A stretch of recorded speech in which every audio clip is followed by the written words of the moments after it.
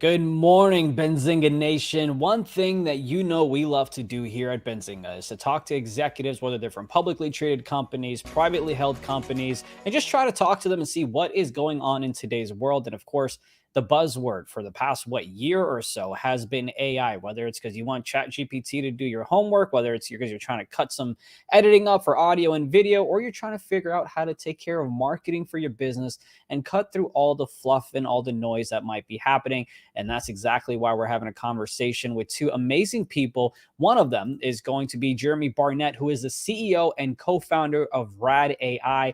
And the other individual is going to be Dr. Alex Wissner-Gross,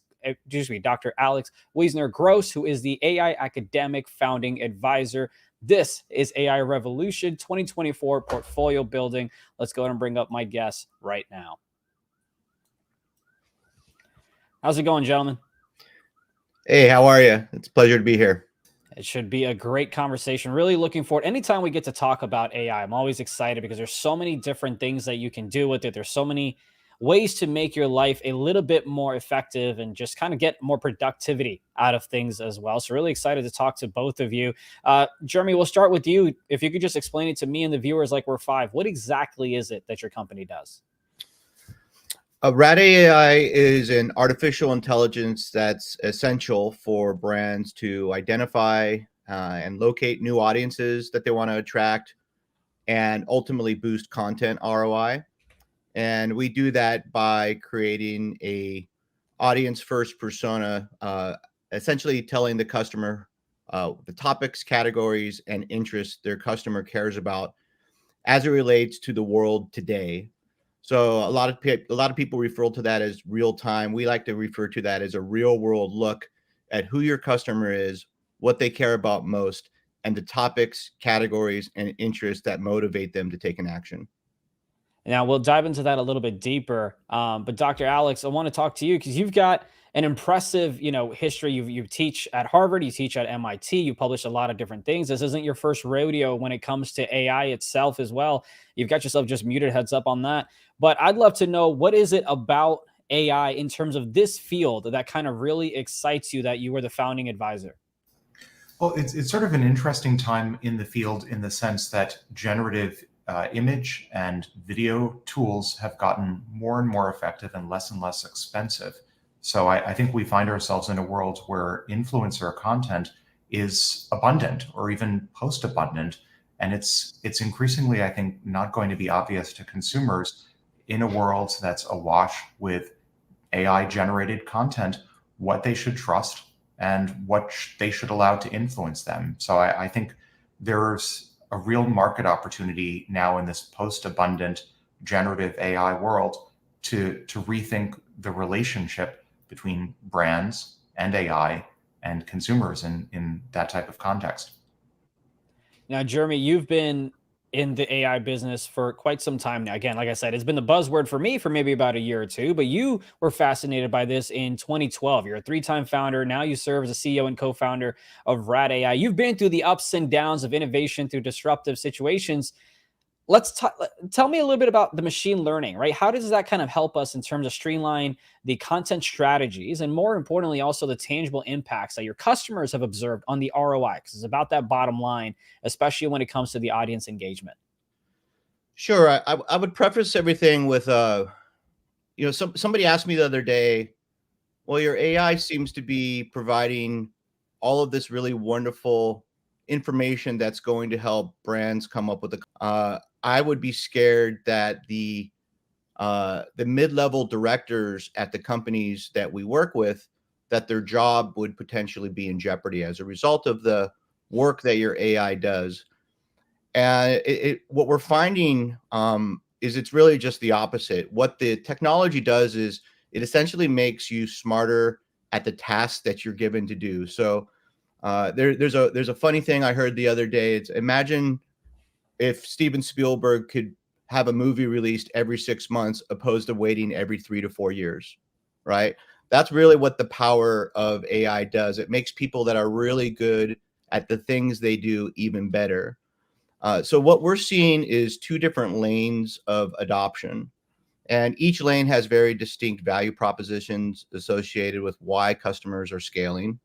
The first lane would be direct with the agencies which service some of the largest brands in the world. And the agencies that are our clients in this context are using the AI for a very specific reason. And it really connects right to that vein to the P&L and balance sheet. It's helping them have a product differentiation at market against their competition. That ultimately improves closing rates. So the difference between getting a deal or not getting a deal oftentimes is dictated not just by the story that you're able to tell, but by the proof points and the validation points that you're able to show a prospect or an existing customer on why your service or your solution makes more sense than your competitors. That ultimately improves lifetime value, customer test sizes. So that vein really just kind of bolts right into the P&L and balance sheet.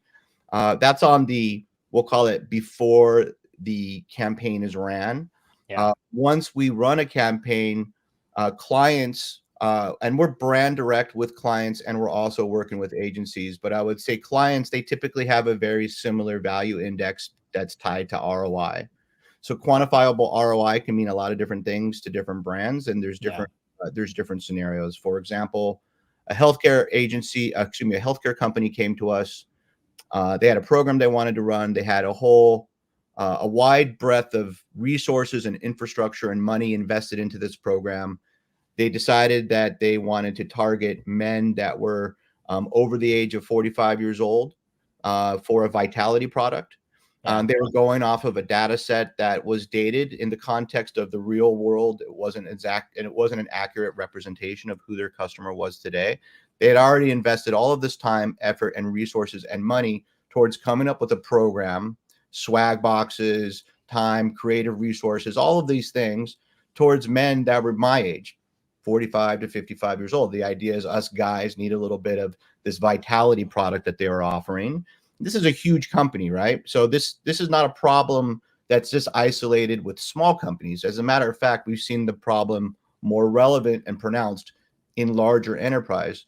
So when we engage with them, we say, well, look, before we just start finding influencers that fit this bigger, fit this older male demographic, let's see what the data tells us. And when the data came back and told us, there was a clear shift in who their audience was. Number one, their audience was a younger guy, somewhere between the age of 23 to 30 years old. He's at the beginning of his career. He wants a little bit more pep in his step. Maybe he wants a little bit of juice when he goes out at night and feel a little bit more vital. At any rate, that was a complete paradigm shift. That's in the context of that healthcare company. So when you start talking about an incorrect strategy at the onset of a campaign, that ultimately impacts the ROI down the road. There's another instance, which I also find super fascinating, with a publicly traded cybersecurity company that is a client. And they came to us, and their problem was, we need to find a new audience. And their traditional customer is keep the kids safe when they're surfing online. We don't want our kids seeing provocative, controversial content when they're on their internet. How do we do that? And that's what they built their business around, and they were very successful doing that. But they want a new audience. They want to grow. They want to be the leader in their category, which most brands have that very similar ambition. So when we did our analysis, we found some really interesting information. Today's household is filled with these 13 to 16-year-olds, which are doubling as tech support within the household. That was very interesting, right? And if you have a 14 or a 15-year-old, aside from the adolescent behavior that you have to deal with, you probably can relate to. They're probably just as technically in tune, if not more. So these younger sort of adults in these households are doubling as tech support to keep things safe. And then these households are taking care of the elderly in their family. So it's first-time computer owners, people that are susceptible to phishing. So we came up with a full audience persona around that customer profile, which was a completely new way to look at who their customer could be and what audience opportunities there are for them in 2024. And there's a very large campaign around that right now. So those are typically the two contexts. Now, if you break that down, you isolate that problem at the beginning, that's the first leg of the program. When you hit on those buttons, you can then tap into those very traditional things that tie directly into the balance sheet, which is quantifiable return on investment. So brands look at it in a very black and white manner. There's going to be your marketing team that speaks a lot of jargon. You don't necessarily need to make them happy. They need to be happy enough to where they're going to bat for you. But the people you need to be concerned about is the chief operating officer, the chief financial officer, and the real budget custodians. So you have to deliver quantifiable ROI that when they look at it, they understand the value. Because at some point, the marketing team isn't making the decision on whether to decide to continue with you. It's somebody that the marketing team is responsible to. Now, there's three things that kind of, pop out to me from what you just answered. One of them is the fact, I'm producing a show right now about arts festival and things like that. And I'm trying to descript the recordings that I've done, similar to what you and I are doing, except we're live. And I found a Reddit thread from 9 years ago that said, hire someone from overseas. It may cost you $5 to $10, but it'll save you the boring time. That was 9 years ago. I'm like, wait, that's a solution. But I realized, oh, that was 9 years ago. Today, you just download it, put it in an AI, and it just spits out everything with timestamps. And also, hey, Zunaid spoke. Hey, Jeremy spoke. Hey, Alex spoke. And it breaks that down. So that's the big transition that we've seen from AI back from when you were first interested in it to what we are now.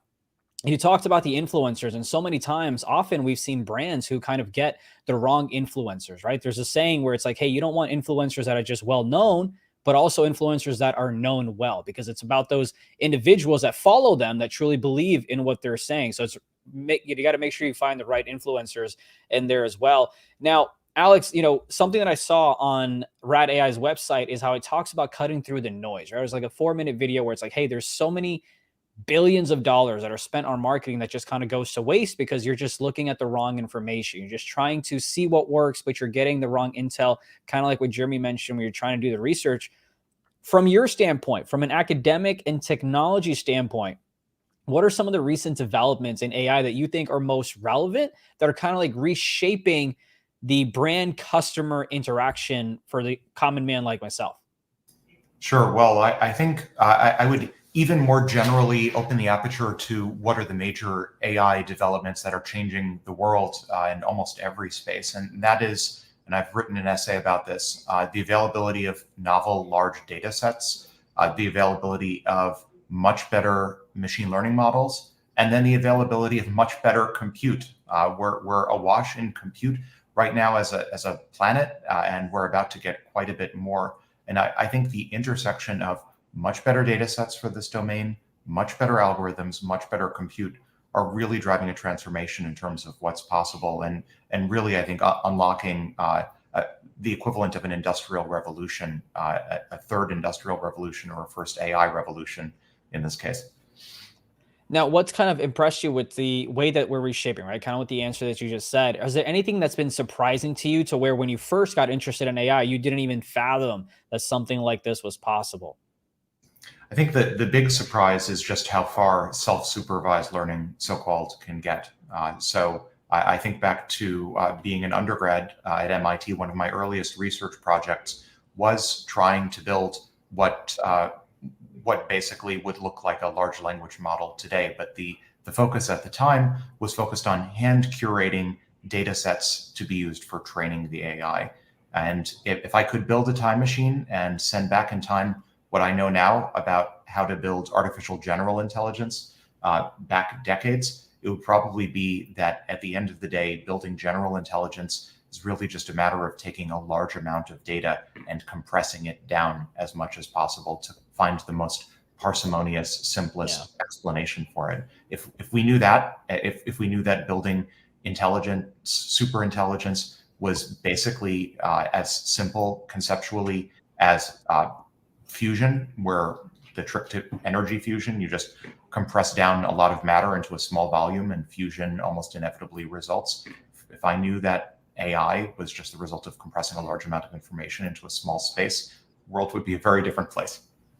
Yeah, I mean, indeed. When we don't have a time machine to go back 3 to 5 years, but Jeremy, we also don't have a time machine to go forward 3 to 5 years. But I'd like to know where you're hoping to be, especially when it comes to key growth industries that you're hoping to target over the next, say, 3 to 5 years. I love what Alex just said, by the way. And before I hop into key growth industries, I think one of the things about AI I just want to touch on is, there's a human EQ combined with AI that really is where the magic happens. So you see these industries that are growing and these leaps and bounds that are growing, but at the end of the day, it's humans that are driving this innovation. So there's these misconceptions that are out there about these evil machines with red eyes that are going to come in and take over the world, and AI is going to come into the zeitgeist and it's going to control everything. And what we're seeing is it's really just not the case. And in the world of marketing, there needs to be a human touch.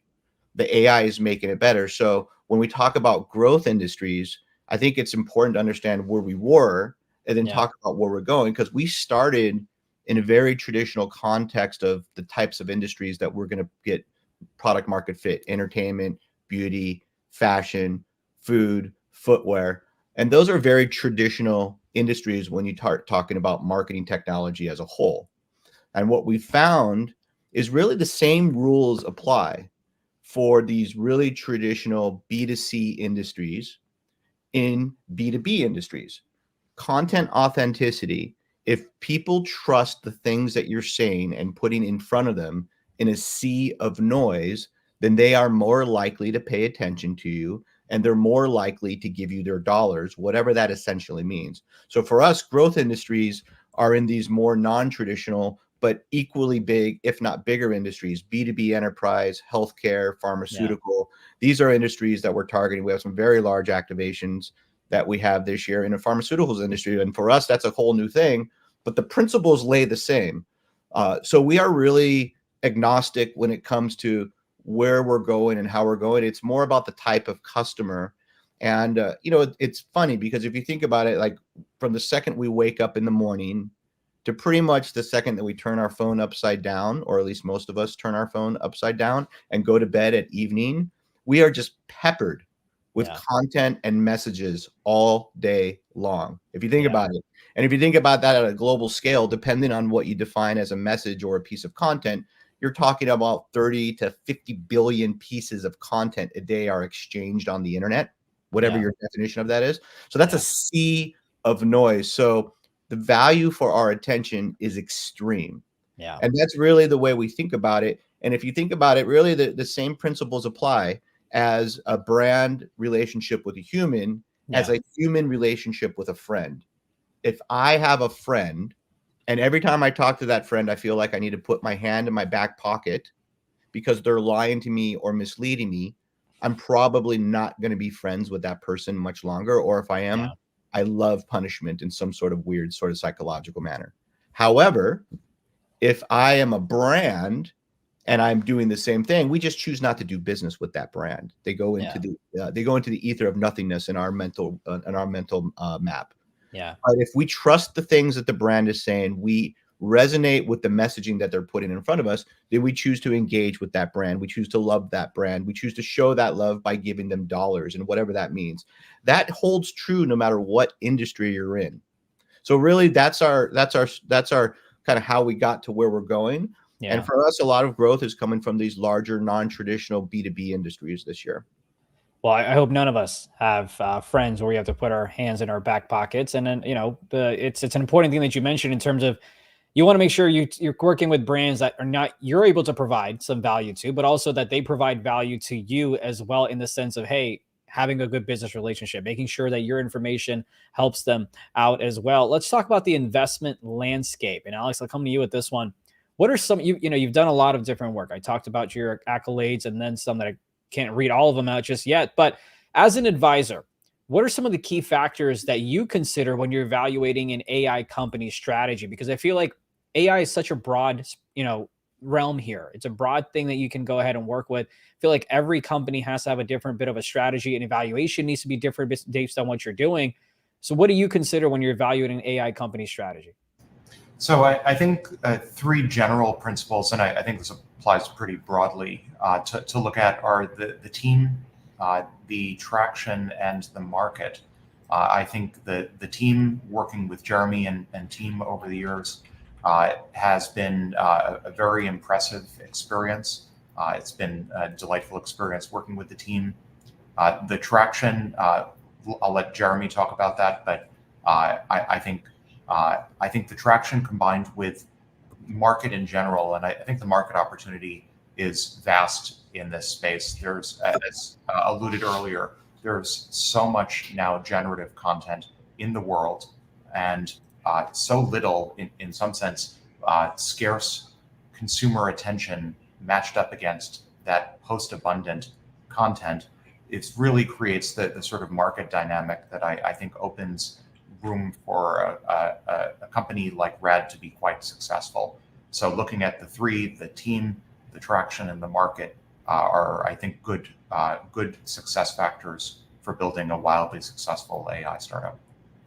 Is there anything when you're looking at the team, you're looking at the traction, you're looking at the market, when you're looking at the market specifically, how far are you looking? Are you looking at like, say, 3 years, 5 years? Are you looking at 10 years? Like how far along are you looking at it? At all timescales. The most important timescale is, of course, this present point in time. I think looking out further 5 to 10 years, the world is going to be such a radically different place. It's almost past a sort of technological event horizon that it's very difficult to do forecasts on that timescale from a technological standpoint. So most of my attention ends up then just due to this technological event horizon being focused on the next few years. And there, I think that the team is well positioned. Now, Jeremy, your funding to date has been in the tens of millions. And for the investors that are interested in RAD AI, what makes your company like a unique opportunity in the AI space itself? Well, it all starts. Well, there's several reasons, but it all starts with the problems that we're solving at market, which essentially is what you should do, why you should do it, and who you should do it with. And those are problems that never go away in the digital communications space. So if you think about it, that's really the core problem that we're solving. And if you talk about it from a traction perspective, we're a modest team. Modest meaning we have less than 30 full-time employees, yet we're winning some of the largest, most enterprise and desirable accounts that are at market. We have contracts with the largest holding companies in the world on both the media and agency side. And if you ask, like, why are we doing this? Typically, the brands that are winning these are probably 15 to 20 times our size. It's really because we've invested into the hard stuff first. This is not just an idea that we came up with when AI got trendy. The company has been around since 2011, actually. There's a lot of blood, sweat, and tears, aside from the significant amount of of financial resources that have been invested. There's a significant amount of time invested into developing the models. And then above and beyond that, there's an infrastructure that we've built and able to ingest these different data sets across the open web. That's social ecosystems, open web ecosystems, in order to understand what recommendations should be made and being able to validate those recommendations. So you kind of have this whole world of things that we've done before we went to market, which give us a distinct differentiation, which is why we're winning. So now if you kind of take that to now, which means we have product market fit with both brands and with agencies, and you talk about where we're going. Well, yes, we're raising money. To date, we've raised over 27 million. We have over 6,500 investors, executives from Google and Amazon. We have VCs that are invested into us. And we're taking this infrastructure that we've built, this AI infrastructure, and we have an M&A strategy that we're deploying right now in 2024. And we have a Reg A Plus raise that we're launching in April. Leading into the Reg A Plus, we are still raising. And that is the site that you have up right now. So this M&A strategy that we have is to acquire smaller agencies. And the reason behind that is there's an extreme belief here based off of some research that we've done and also based off of our existing partner relationships that the revenue that these companies have will simply be more valuable with us. What that basically means is we're going to be able to use our AI to reduce operating infrastructure, use our AI to increase closing percentages, use our AI to improve lifetime value. So the same things that we're doing with our customers, we're going to use and deploy across agencies. So what that basically means across target agencies that we're acquiring. So what that means is we're doing something called an AI BO, which is an AI buyout. And it's a combination of stock and proceeds. So a lot of the funds that we're raising right now and the proceeds we're raising right now are going to be allocated towards closing target acquisitions. We have our first one circled. We hope to close our first one and go into formal due diligence in April. Now, something that we didn't mention at the top, which I'd like to get to now, is RAD AI. And I saw you point this out in one of the videos that I watched, is remove all doubt. Why that? Why those 3 letters? Why that acronym?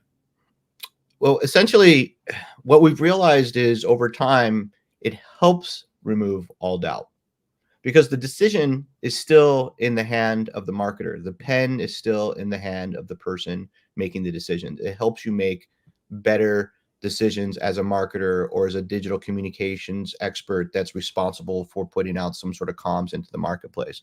And the Right. idea there is, look, these can be at a very small level or it can be at a more extreme level, but it's budgets that range from 25,000 to several $1,000,000, Right. and you're making these decisions on what you should do and why you should do it.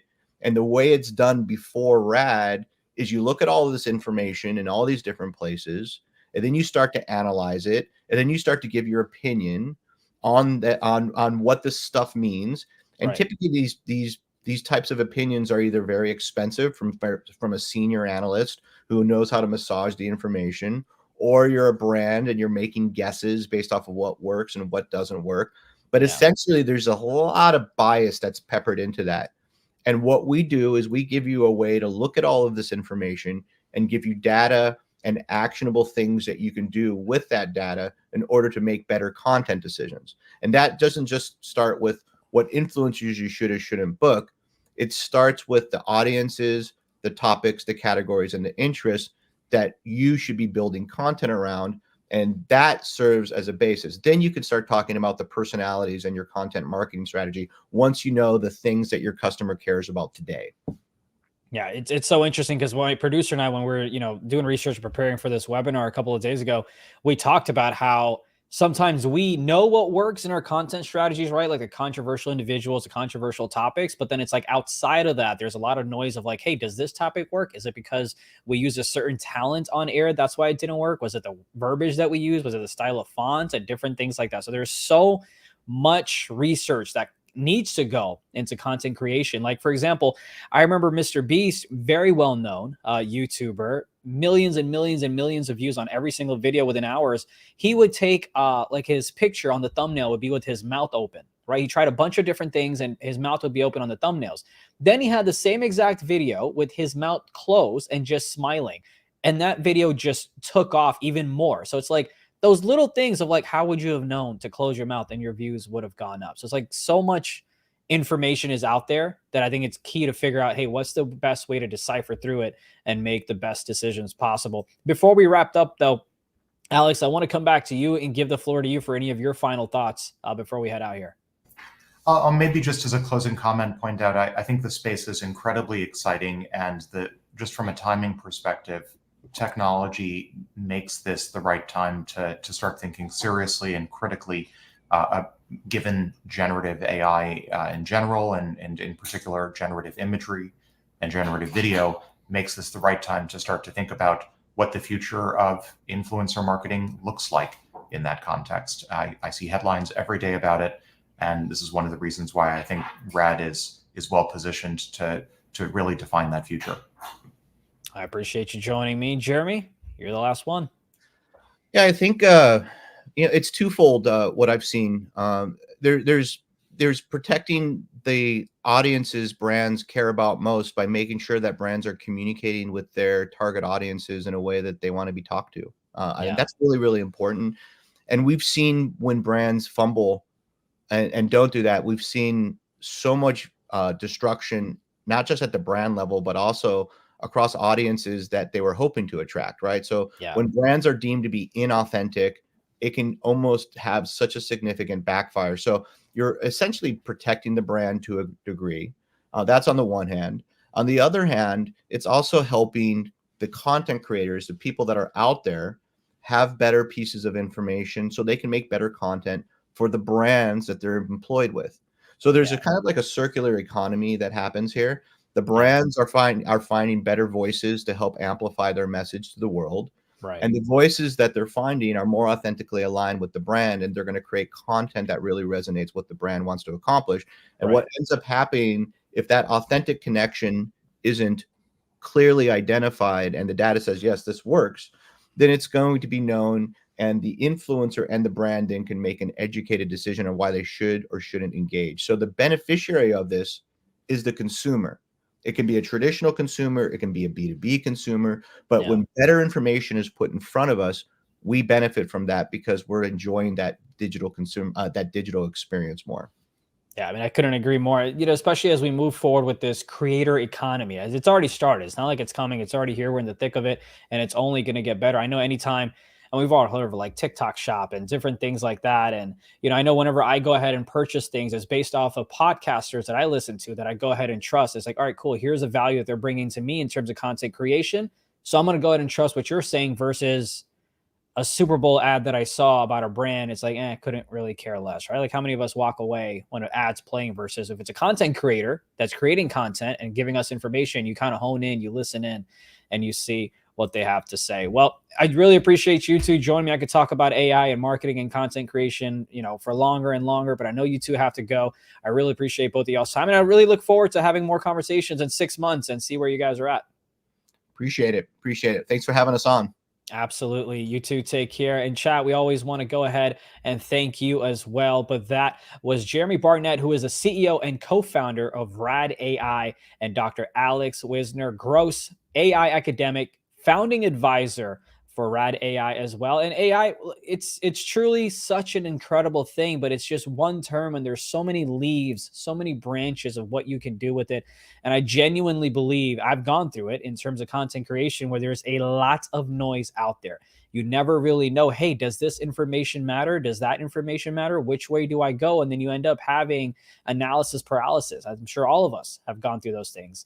And so you want to go ahead and find a way to decipher the information, filter it to what it is that you're doing, but more so important to the type of consumer you're trying to reach out to. So make sure you guys go ahead and check them out. I've got the link that's posted there in the chat as well. It's invest.radintel.ai.